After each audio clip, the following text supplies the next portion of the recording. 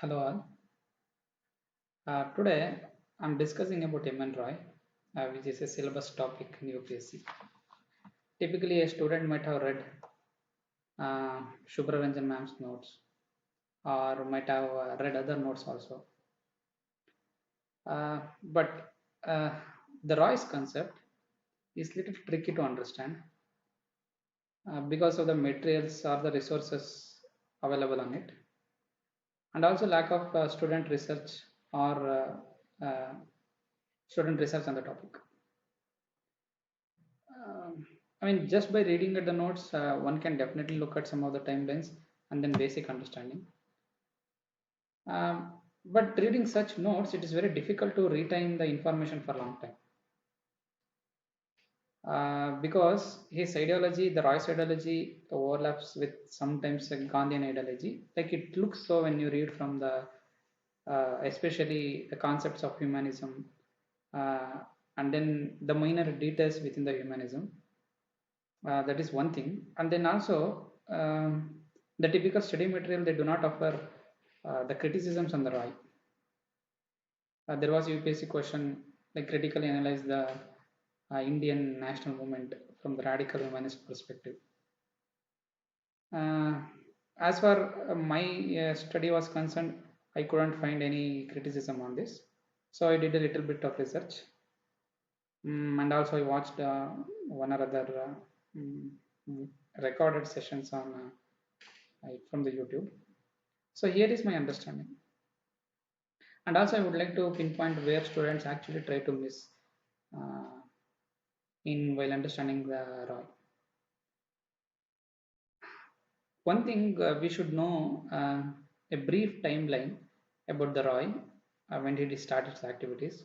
When did he return to India? Like when did he go to jail? And then at what stages his radical humanism came into picture? If we are not crucial of this time period, we may miss to realize this importance in the national movement. Suppose the you may be aware of the national aware of radical movements based on the freedom, morality, or rationalism. But how do you link it to Indian national movement? Like that was the question I had. If it is just asked radical humanism movement, yeah, definitely you can write 150 or 250 words, yeah, maybe 150 words. But linking this with the Indian national movement is something a little thing like I was thinking about. So because like had it been a national movement, had it been a comment on the national movement from the perspective of the Roy, it could be mm, his ideas or the critic of Indian National Congress, or critic of Gandhi, or critic of Marx and like basic tenets of the Marx in itself. Yeah, like it provides an alternative strategy, that is fine.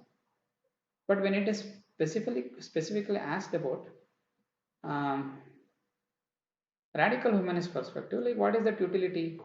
Because the radical humanist thought that came after 1940s, especially, and then it started developing when the Roy came back to India in 1930s, and then he was in jail between 1931 to 1936. At that time only, it started taking shape. Previous to that, um, there was no serious conceptualization on the radical humanist thought. See, one can definitely see there are variations or the changes in the thought process of the Roy. At some point of time, he was critical of the Congress. Then he uh, started being more sympathetic, and then he started accepting the Congress. And then he called his party members to rally behind the Congress, and then to radicalize, or to bring elements of the radical elements in the Congress. Uh, so in that context, when because his ideas started emerging only in the 1940s, like how do we link it to Indian national movement? Because it was also seen that like he had a established radical democratic party that was that was much before he started conceptualizing radical humanism. Yeah, like how do we link these topics in the perspective of Indian national movement? So this is something I would like to discuss apart from the basic essence of uh, new radicalism, sorry, new humanism or radical humanism, or the Roy's criticism on mm, uh, the Marxian philosophy.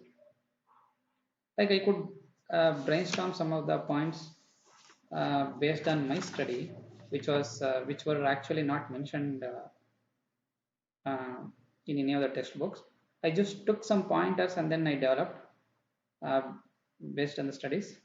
So these were the some of the criticisms, or rather than saying criticisms, it can be said an analysis linked with the development of new humanisms at the time of Indian national movement.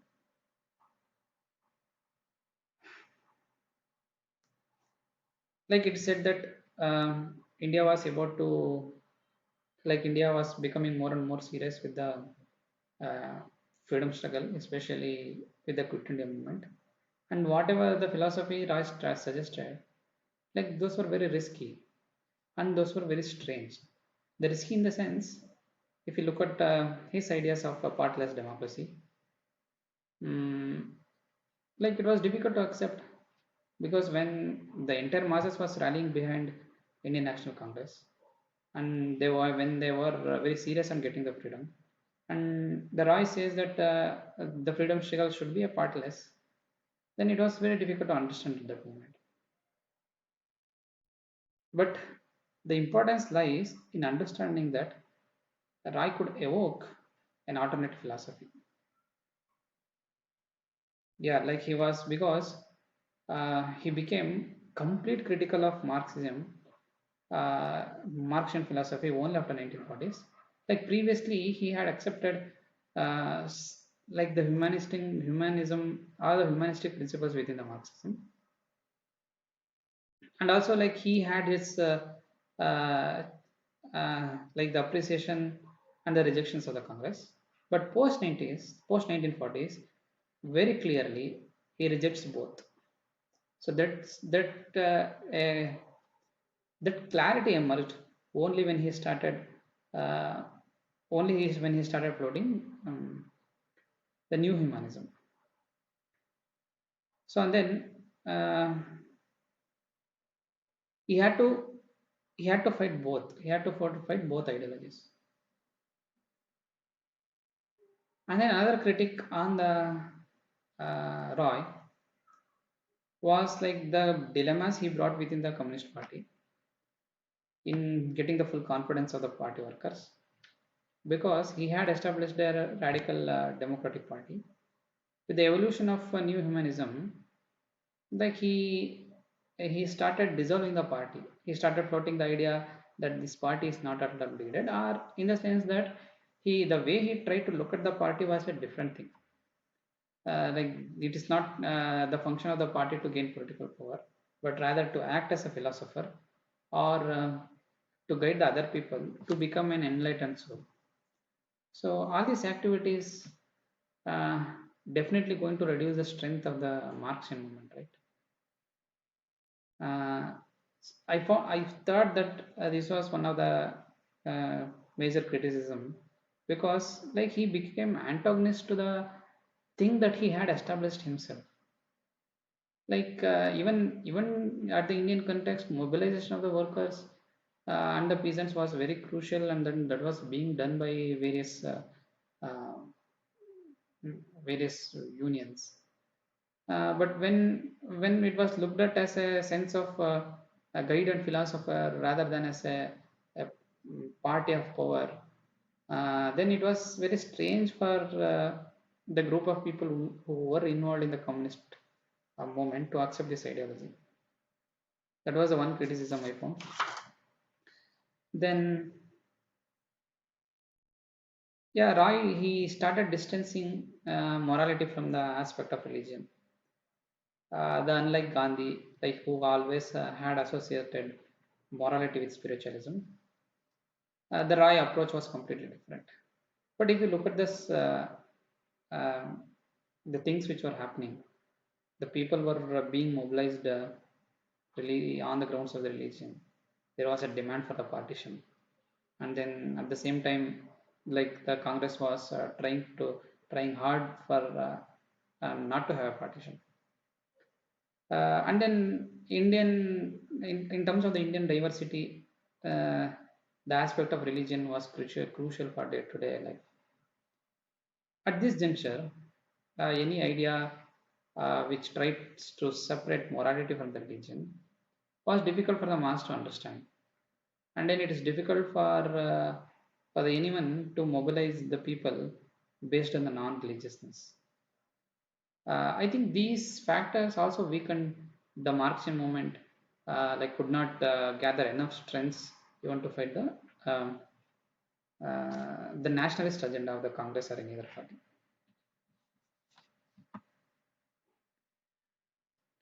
Yeah, like the idea of the committee. He floated the idea that committee, like a forum of institution, which act as a which help other people in realizing his concepts.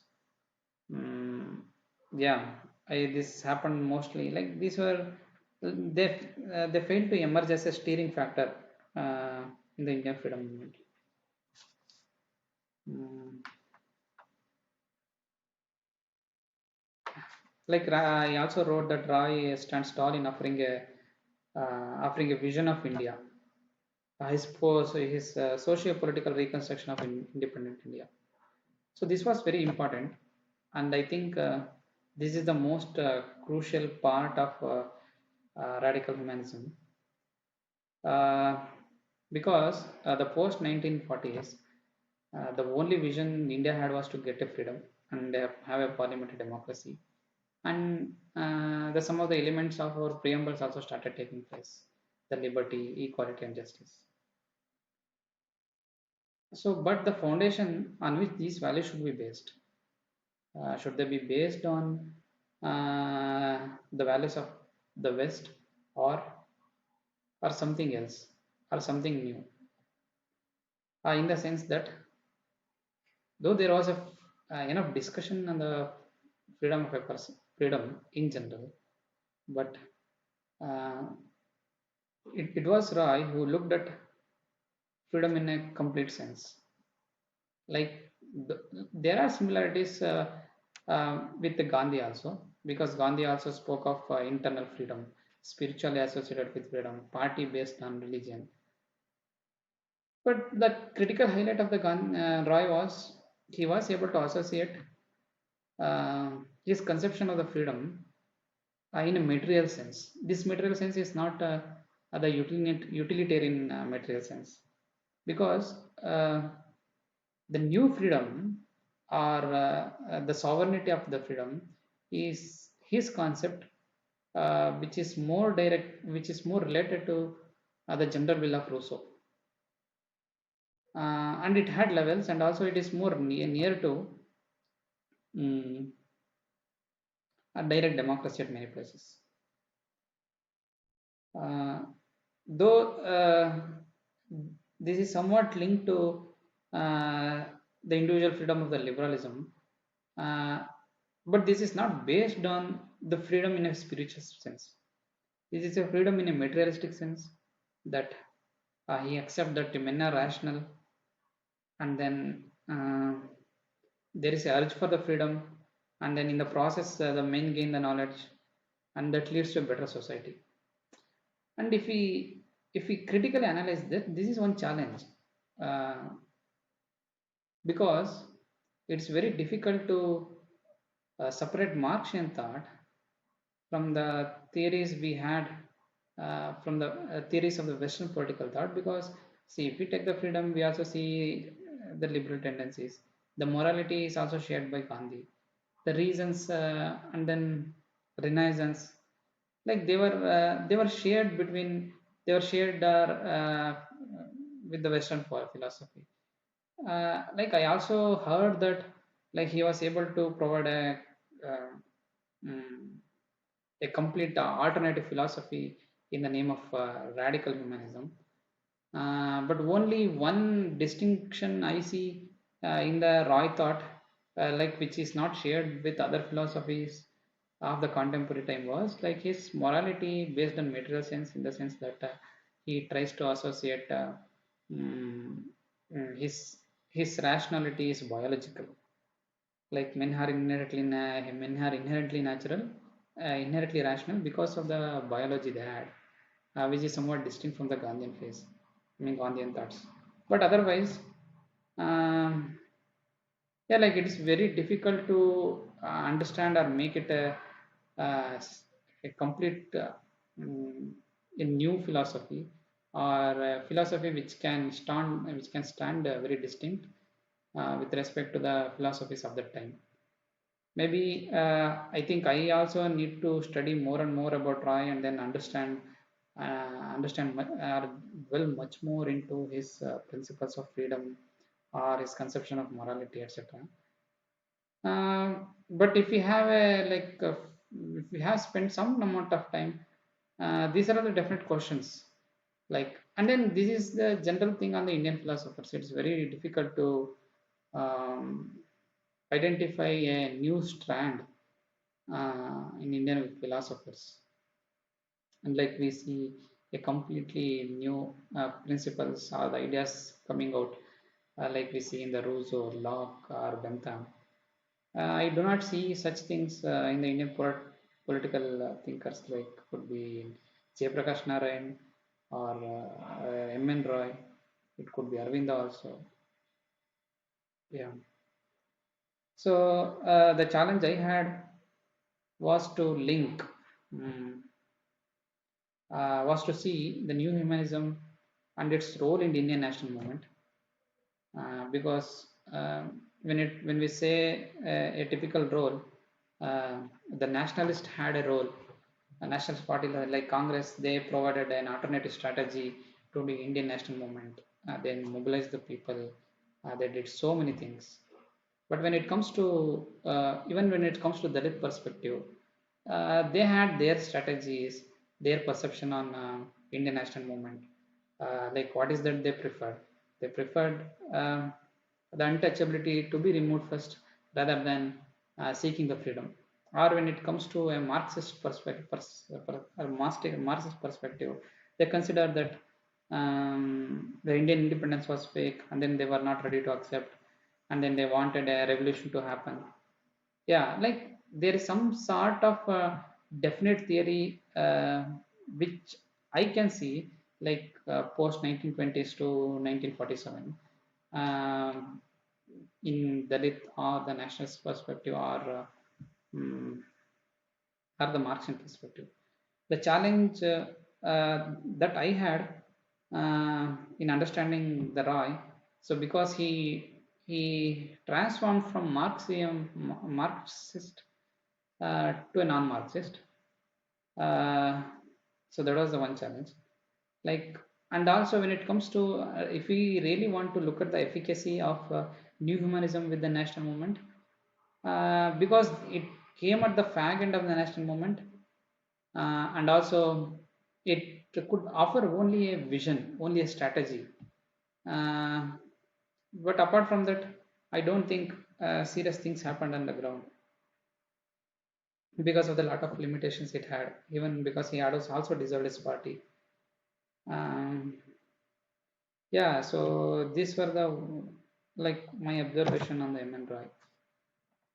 Um, yeah, let me know if you have seen this video.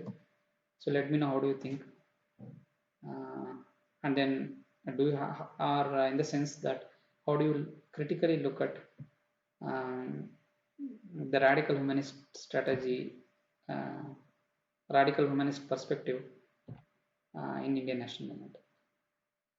Yeah, thanks for listening to me. Yeah, keep watching.